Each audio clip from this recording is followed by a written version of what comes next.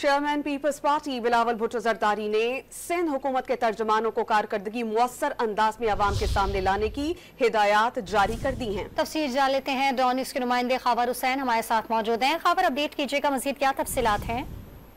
जी, Pakistan peoples party के chairman Bilawal Bhutto Zardari एक लंबे दौरे के बाद आज वापस वतन पहुंचे हैं और आज उन्होंने सबसे पहले सिंध हुकूमत के तर्जुमानों का एक अहम इजलास बुलाया है। उसके बाद उन्होंने वजीर आला सिंध सैयद मुराद अली शाह से भी मुलाकात की है। चेयरमैन पाकिस्तान पीपल्स पार्टी के हमारा सीनियर वजीर शर्जील मेमन और रुकन सिंध असम्बली जमील सुमरो भी मौजूद थे। इजलास में मुर्तजा वहाब, सादिया जावेद, वाहिद हालिपोटो, अली राशिद, अरसलान शेख, गवर्नर इसरान और मखदूम फखरुज्जमान शरीक थे।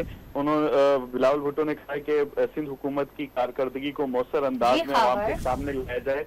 इसके साथ ही साथ वज़ीर आला सिंध से उनकी मुलाकात हुई तो तफसील हमें अपडेट कर रहे थे हमारे नुमाइंदे खबर हुसैन, आपका बहुत शुक्रिया।